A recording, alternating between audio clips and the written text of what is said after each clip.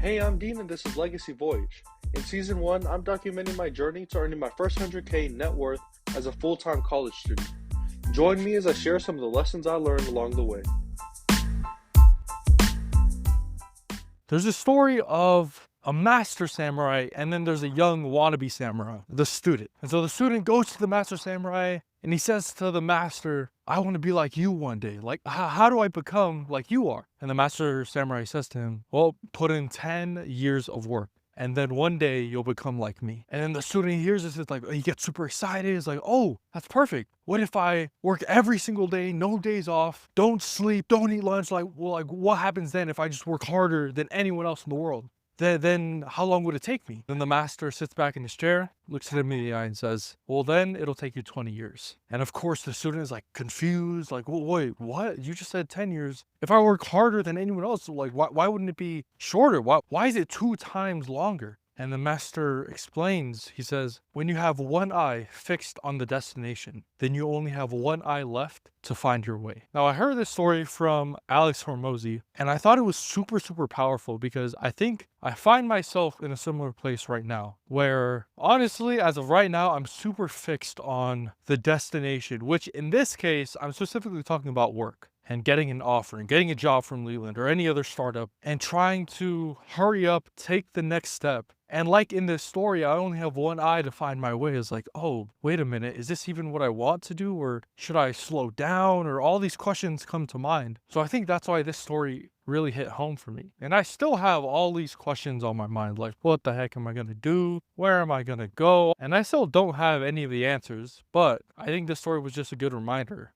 for me of saying, okay, let's take a breather, step back, reassess the situation, where are we, and not be constantly living in the future and I'm forgetting to live in the present. So that's why this story, or I wanted to share this story on the podcast. But moving on to doubles of the week, these are 2 dubs and 2 L's from since the last episode. The first dub is that now I'm going to start putting more effort into these podcasts because I think for the past couple episodes at least, I've just been kind of going it off the cuff, like whatever with it. But now I think I'll just put in at least like 30 minutes or an hour worth of synthesizing all of the things that I've found. So that way it at least sounds a little more coherent. And also I'm like hopping on this pod and I can actually get through it faster because I have all my thoughts organized instead of like what I've been doing for the past episodes is just off the cuff, whatever's on my mind. And it takes longer that way. So I think that's one dub. And then another big dub, and I'll get to this when I give my update on work, but I've been interviewing for a couple startups, and there's this one particular YC startup in SF who I honestly really vibe with, the founder, which is the person I did my interview with. And then on top of that, I think that's going to be a super important point or high leverage point for when I go into negotiation with Leland. Because basically, here's the rundown. I interviewed with Contrario, the other startup, and their timeline is like, oh yeah, if things go well, first, second, third round. On the 4th round, the final round, we'll do a work trial, which is early September. And the reason that this is good, or in my head I think it's good, is because this runs into conflict with the Leland offsite, which if I get an offer is where I would go. So I basically told it to my manager and he was like, okay, I'll bring this up with the team. His goal is for me to have an offer by the end of next week. So by then we'll see what the vibes are. But honestly, this is like, I think it's a good situation to be in where I'm interviewing with both of these different startups. And there's probably 3 ways it could go. Either one, Lillian gives me an offer. It's a great offer. I accept it. Boom. We're done. Off to the races. 2, I go ahead with Contrario. They give me an offer. Boom. We're off to the races still. There's a couple caveats there because if I go with Contrario, then I'll drop out of school or at least take a leave of absence. We'll see. Or 3, I go with neither one of those, meaning neither one of them gave me an offer and just go back to school, keep recruiting, and keep placing the bet on myself, which I think is the move. Like I'm fairly confident in my ability to build or to find a startup and join them. I could be overestimating myself, but hey, I'm down to overestimate myself. Like I'm down to run it because I believe in myself. So that's where I'm at right now. Maybe I'll listen back to this in like a year from now and realize how dumb I sound, which is totally possible. And that's definitely a possibility, but that's tough. That's just how I'm feeling right now. Anyways, moving on to the L's of the week. One big L is that this past weekend, or actually earlier today, I was supposed to be in Baltimore caddying for Tony Finau. That was what was supposed to happen. A couple things fell through, or I guess I'll tell the full story of how this even came to be as a possibility. So the scholarship I have, the Evans Scholarship, that foundation, they are they're the ones who run one of the PGA Tour, I don't even know what to call it, PGA Tour matches, championships? I don't even know. But they run this thing called the BMW Championship, which is where all the legit golfers go and compete to win a ton of money. But as a part of this, they have like a couple of these special events that they hold for us, the Evan Scholars, to participate in, get that marketing up, tell people, hey, go donate to this cause. And as a part of that, they invite a ton of scholars to come through, caddy for some of those golfers. I'm like, bro, this is the perfect opportunity for a Tongan caddy to caddy for a Tongan golfer. It's like never before seen in the history of ever, bro. And here was my thing. I was like, this would be a great deal for WGA, the Scholarship Foundation, because they would get all these eyeballs. And also it would be sick if like all these polys who are up and coming could see this other pathway to making it. And on top of all that,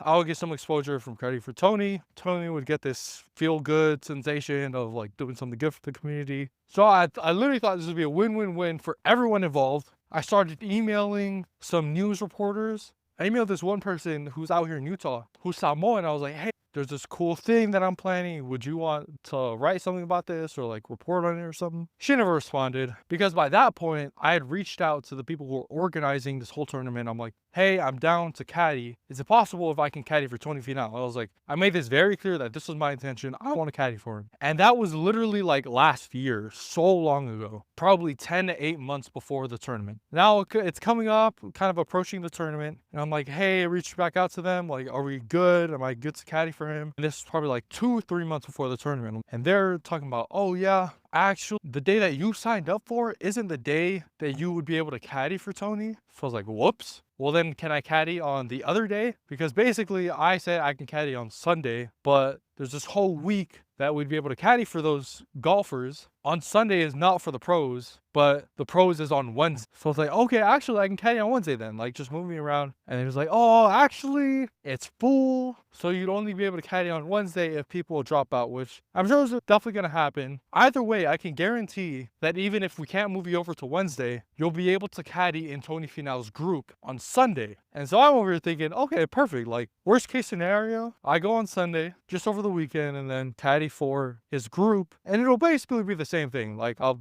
do the same LinkedIn post. Hey, I'm caddying for Tony Finau. Like boom, we're set. So a week before this tournament, I reach out again and I just want to like confirm, make sure everything's hammered out. Because by that point, I hadn't had any of the details around like the time we have to meet, where it's going to be at, all these things. So I reach out again, like any more details. And he hits me with a, I can't confirm anything. I'm like, bro, what? You literally just said in your last email, you can at the very least confirm that I'm going to be in his group. Now you're saying you can't confirm nothing. And I'm over here thinking like, bro, what? You're telling me I'm going to have to fly to Baltimore and there's a chance that I don't even caddy for Tony Finau, like the only reason that I would want to fly out there in the first place. And so then I got thinking, I was like, is it worth it? Maybe I should go just for the chance to get to meet him and caddy for him and everything. But eventually I decided, you know what? Why am I in such a rush? Which is actually extremely ironic given this episode and the theme of it and how I've been such in a rush to get out of school and hurry up and start working. But in this situation, I was like, stepping back,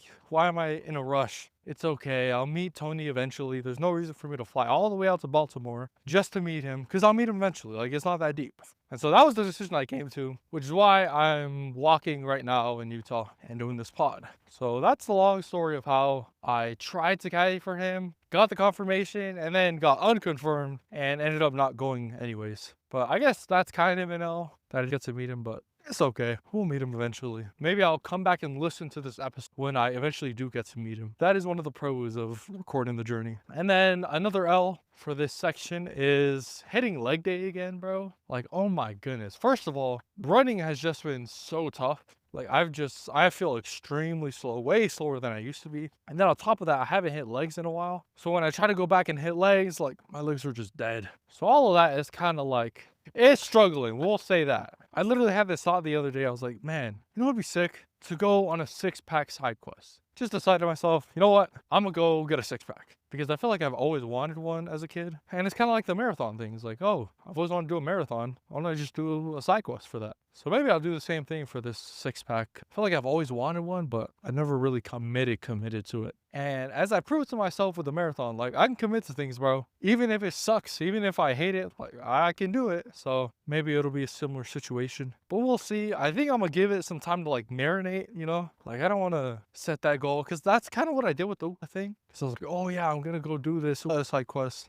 But then I realized I really just don't have the capacity for it. Especially because I've just been doing so much Leland work. It's just not enough of a priority for me to learn a new instrument. But I think with something like this, like going on a 6-pack side quest, because it's so ingrained with, and honestly, I think my lifestyle right now is pretty in line with that goal. Like, I don't think it would add too much extra stuff, although it would be a lot more work. Like, I already have the diet kind of in place. I already have the habits of exercising and stuff in place. The only thing I'd really work on is like my sleep and then making sure I don't eat too many cookies. But that's basically it. So saying that out loud, we'll see. Well, how about this? How about this? By next episode, I will confirm a couple things. First of all, about the offer, whether I got it, whether I accepted it, stuff like that. Second of all, whether I'm going to go on the 6-pack side quest. Because honestly, I think that would be sick to just get a 6-pack. But honestly, we'll see. Because I might want to get my strength up before I start doing that and do a little bulk. Play by ear, play by ear. But that's it for doubles of the week. Now moving on to the philosophizing section. These are things that I've been thinking about throughout the week. The first thing that I've been really thinking about is the difference between short-term wants and long-term wants. I think the reason this is top of mind for me is probably because I started running. And when I started running, I didn't want to do it. Like, I actually hated running. But then the other week, I was running again. I was like, like thinking back more on this, although it's true in the short term, I didn't want to run. And the long term, I did want to run. And I guess the long-term wantingness outweighed the short-term wanting, if that makes sense. And I was listening to a podcast by Hormozi. She was talking about a similar concept, but she replaced short-term want with preferences and long-term want with need. Or wait, I think it was the opposite. Or honestly, are those ideas even connected? I think they're connected, but let me explain further with what I mean. For example, with this whole like 6-pack side quest, if I do go on it, it's like, oh yeah, in the long term, I want a 6-pack. Also in the short term, I want a 6-pack too. But then you pit that want and desire against the desire to eat a cookie, or let's say in this case 10 cookies, which is kind of more accurate to the situation. But with the cookie example, it's like, okay, in the short term, I want to eat these 10 cookies, but in the long term, I do not want to eat those 10 cookies because it gets in the way of all these goals that I want. And I think the reason this is helpful to illustrate is because it at least helps me to differentiate between the two different types of wants, the two different types of desires. In philosophy, they call it the first order and second orders. It's like, what do I desire in the short term, like right now, versus what I want to desire. Oh man, I'm confusing myself with all these terms. I think we'll do this. I think I'll give this one a bit more thought because there's all these different things that I'm thinking about and I don't think I'm connecting them very well right now. So we'll put that one on pause. That's the beauty of making my own podcast and the philosophizing section. Along those lines, the other thing that I've been thinking about is this definition for passion. Because all the time I hear, oh yeah, follow your passion. Like, if it's your passion, then you'll never work a day in your life. Something along those lines. But I'm like, bro, what really is a passion? And there's this definition I heard on a podcast, forgot which one, but he defined passion as your willingness to suffer. And I think that is a pretty good definition. Because if you look at someone like, I don't know, Kobe Bryant, Michael Jordan, any of those people, they had this passion. Maybe it was for basketball or maybe it was just for winning, but they were willing to suffer and go through all of this, like waking up at 5 in the morning, honestly like 3 or 4 in the morning, and just working day in and day out. They were willing to do that because they wanted to win or they wanted to play basketball or whatever their thing was. But I think that is a better definition in my head for suffer. Because you could say the same thing for like a musician. Like if their passion is in music, then they're willing to suffer all of the criticism, all of the what ifs that comes with the music industry, like not really knowing what's next because it's so hard to make a living off of it. Like they're willing to go through all that suffering because they have a passion for that thing. And as I'm talking about this now, I'm realizing that it's also pretty important to mention here that I believe you can build a passion for anything. And I know this because I did it with running. It's like I built that passion for running because my long-term want of being in shape or doing a marathon outweigh the short-term want of getting out of the suffering, which is running. So I guess those two ideas kind of connect with each other. Of course, I'll give that one more thought. But finally, the last thing that I've been thinking about for the philosophizing section is something that came up in this podcast with Shaan, Puri, and Hormozi. They were calling up all these business owners and giving them advice. They call it the Hormozi hotline is what they called it. But one guy in particular, he was this business owner who kind of had like his side business and then his main job. And Shaan or Hormozi, one of them asked the business owner, like, hey, what's your main job? And like, what would it take for you to quit? Why haven't you quit? Why is this still a side business instead of your main thing? Like, well, what's that all about? And he's basically said, like, I'm just too scared. I'm too scared to do it, which is why I'm not doing it. And then they went along with their conversation. They kept going on, and it gave him some great advice on how he could grow his business. But at the very end, before they said bye and signed off to each other, Shaan gave him a piece of advice. He said, I think you can fight logic with logic and emotion with emotion, but you shouldn't fight emotion with logic or logic with emotion. Basically, you shouldn't mix those two. In a battle of emotion, use emotion. In a battle of logic, use logic. But when you try to mix in logic against emotion like that, it just doesn't really work. And so he related this back to the question he asked, like, hey, why isn't this your main thing? Like, why don't you quit your job and focus on this business? He asked a logical question, but then the business owner responded in a very emotional way. And the reason I think this stuck out to me especially was because I have seen this firsthand, especially when I, in high school, was a hard atheist. And at that point, I was super against so many things, and I was super logical with literally everything. And when people would use their emotions and try to talk this and that, I would just use logic and like hammer it home just so I can win arguments and debates, because that's what I was in it for. I was in it to win. And I think as I've progressed out of that phase, I have definitely seen the same thing, even for myself. Like, there's so many times for me where I would have this emotional problem and then I would try to solve it in logical ways, because like, that's how I am. I'm logically minded. So I was trying to solve it in all these logical ways. But for some reason, I was so confused why it would never work. And the reason it would never work is because you fight emotion with emotions and logic with logic. But mixing them, like, that just doesn't really turn out well. So that's another thing I've thought about. And that brings me over to the weekly roundup, which is random things that I found throughout the week. Could be a question, book, video, podcast, anything. But the podcast for this week is the one I just talked about, the Hormozi hotline. I think it was pretty interesting because there was all this like business stuff, which is what they're there for. They're giving all this business advice. But they were honestly just dropping knowledge, bro. Like knowledge bombs. It just exploded in my head, bro. All these things like, gotta ask better questions. Like one of the questions he asked was, one of the guys who came on, he had this big audience and he was trying to figure out if he should monetize the audience or what his next step should do with that audience. And the question he asked was like, are you a social media person who wants to be an entrepreneur, or are you an entrepreneur who has social media as a... And that kind of blew my mind. Like, again, definitely listen to the episode if you're into like business stuff, because I think that was a pretty good masterclass of how to ask the right questions, because they just asked those people like phenomenal questions. I thought it was pretty impressive. Then for the quote of this week, I'm quoting myself because I feel like, dude, bro, last week, okay, I'll explain the situation and then I'll say the quote. So the situation was this. Every Sunday, it's like this YSA church thing. Like all the people, they come together. And this is like, bro, anywhere from 18 to 35 years old, which is a huge range of people. But at this thing, they do like all these church lessons. And in one of these lessons, like, they're explaining it, talking about what's in the church called the word of wisdom, which is basically like kind of the reason why members of the church do not drink coffee. That is the word of wisdom. It's all these things about, like to keep yourself healthy, do this, this, and that. So that's the word of wisdom. And one of the guys, he leaned over to me and says, hey, Dean, do you think kava is against the word of wisdom? And for a bit more context, kava in Tongan culture, or Polynesian culture in general, it's kind of like one of the main activities. Because you know how in America, like one of the main things, like people are obsessed with football and guys would like rally together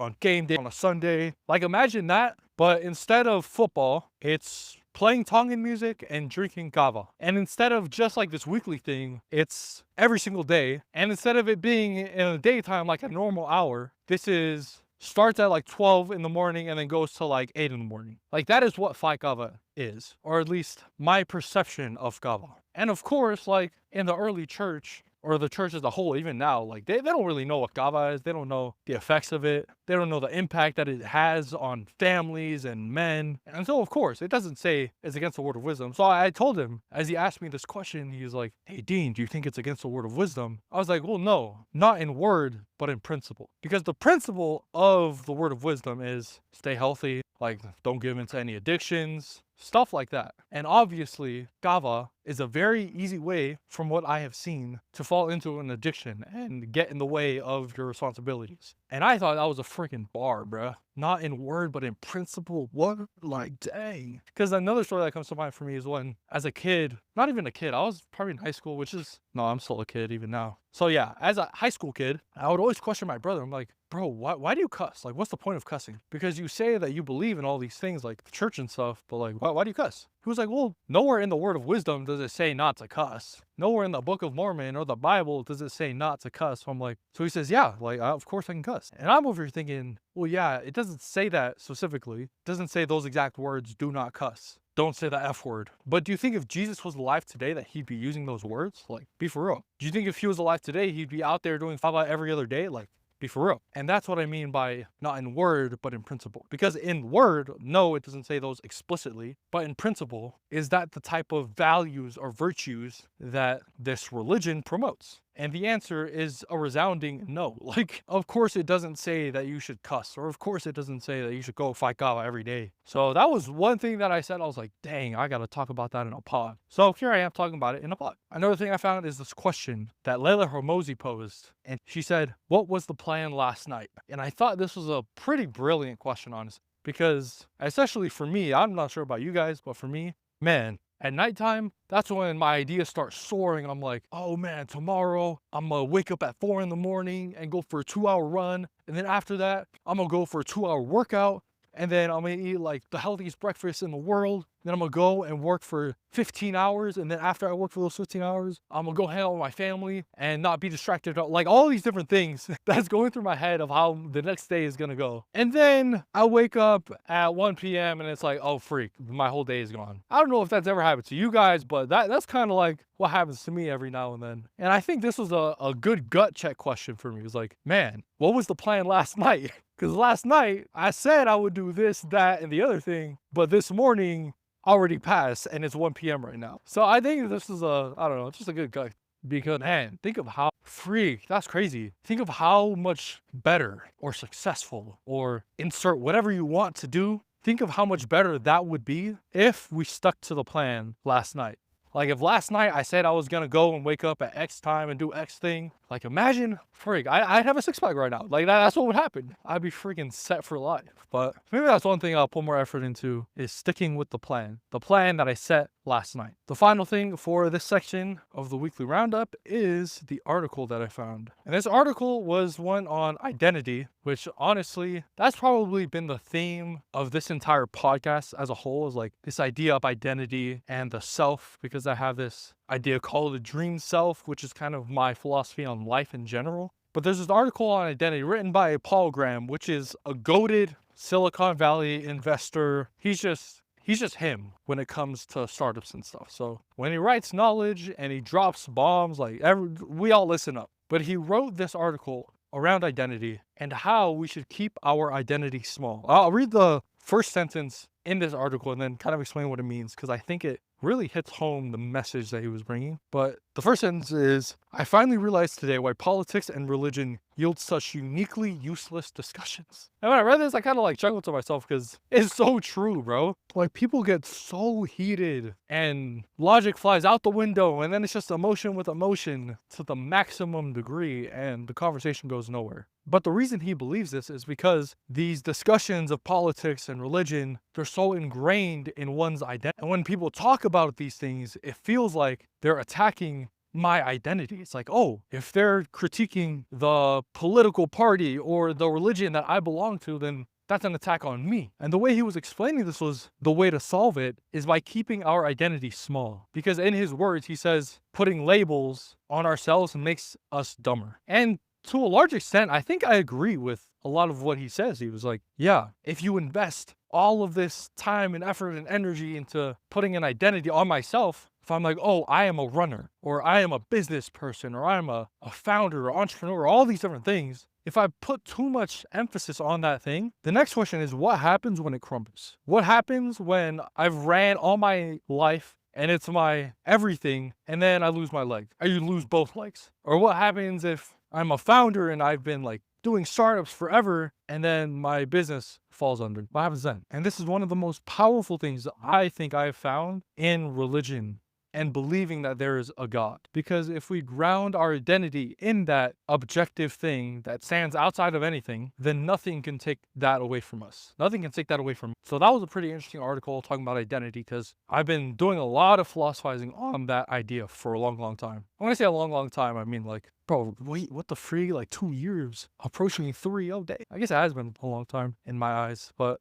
anyway, moving on to the life update. These are an update on the 4 things that matter most to me, which is my God, myself, my people, and my work, in that order. So first update on my God. I went to church today, and there was a story that someone told that I thought was pretty powerful. Super, super powerful. I was like, bro, he told this story. I literally like gasped out loud. I was like, oh my goodness, what a beautiful story. Like, it's just so, okay, I'll tell the story. So basically, there's this interviewer and these 2 people who are interviewees. They're going in for the interview. And the first guy, he goes in, and the interviewer, he asks all these questions about Jesus Christ and God. And for context, we'll say that this is like an interview to get into heaven. But the first guy, he goes in, and the interviewer asks him all these questions about like scriptures and all these different things. And the first guy, he's like hammering in on all these things. Like, yep, I know that thing. I know the other thing, like quoting off the entire Bible, basically just showing him that he knows everything there is to know about Christianity. And then the first guy goes like, okay, that's set. The second guy goes in, and as soon as he sees the interviewer, he starts bawling. And when I heard that, I was like, wait, what? Why would he just start crying? Like, that doesn't make any sense. And the reason he starts bawling is because he looks at the interviewer and he says, you are my savior, because the interviewer is Jesus. And at that moment, I was like, dang, because even now, like, I totally see myself in that first guy of having all the right arguments, all the right scripture verses, all the right everything, all the right knowledge. But what I lack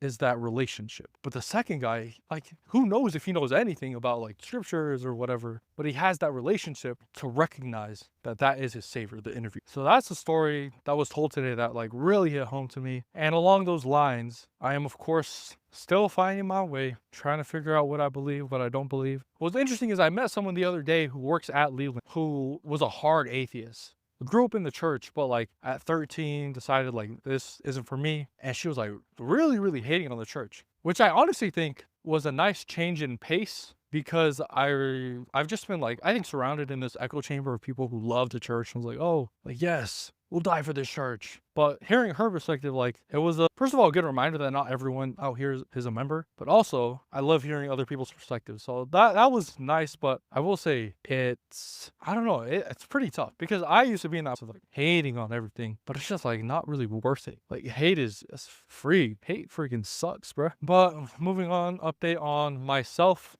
Yeah, I kind of gave the synopsis on my health, but we'll see if I really commit myself to getting the 6-pack, because I don't know, that'd be pretty sick. And one of the biggest joys I get is when I talk about doing something on this pod, and a year or months from now, I'm listening back to it and I'm like, oh dang, I actually did do that thing. Like, I think the other day I was listening to a podcast. I think it was my birthday podcast, about like different goals I wanted to do. Like, oh yeah, maybe it would be cool if I ran a marathon or something. And then maybe it would be cool if I go skydiving. I was like, oh dang, I did both of those things. That's pretty awesome. But we're still chugging along on the health grind, still with the pro-yo, rice, the go-to meals. Moving on, update on my people. I think update on my people, I definitely struggling the most with that part of my life, I think. Because it's just so difficult to find people who are on that grind, but also like fun to hang out with, because I feel like the intersection between those things is very difficult. Like, it's hard to find someone who's like on that grind, but also fun to hang out with. And this is just like my personal preference.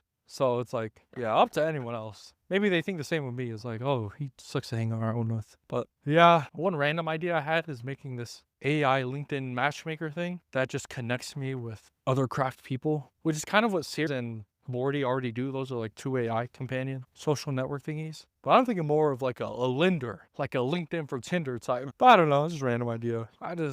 Yeah, we'll see next week. Because if next week I do get an offer and commit to this place, I'll put a ton more thought into finding cool people over here. But as of right now, I really want to go to SF, because I think that's where the magic happens. Finally, the last part, update on my work. I think I explained most of it, of what's going on. But yeah, I'm excited to see how things go over the next week. I think next month for sure, I'll know exactly where everything's going to be at. But I had this promise from my manager by end of next week, we'd have an offer, or like that, at least that's what he said he'd target toward. Honestly, I doubt I'll have an offer by then. So we'll see, just playing by ear, see how things go. This is another one of those uncertainty type podcasts where I have no idea what the future holds, but I'm just playing it by ear. Maybe someone else is in a similar position. Let's play it by ear together, bro. We in it for the vibes. Anyways, I'll catch y'all later.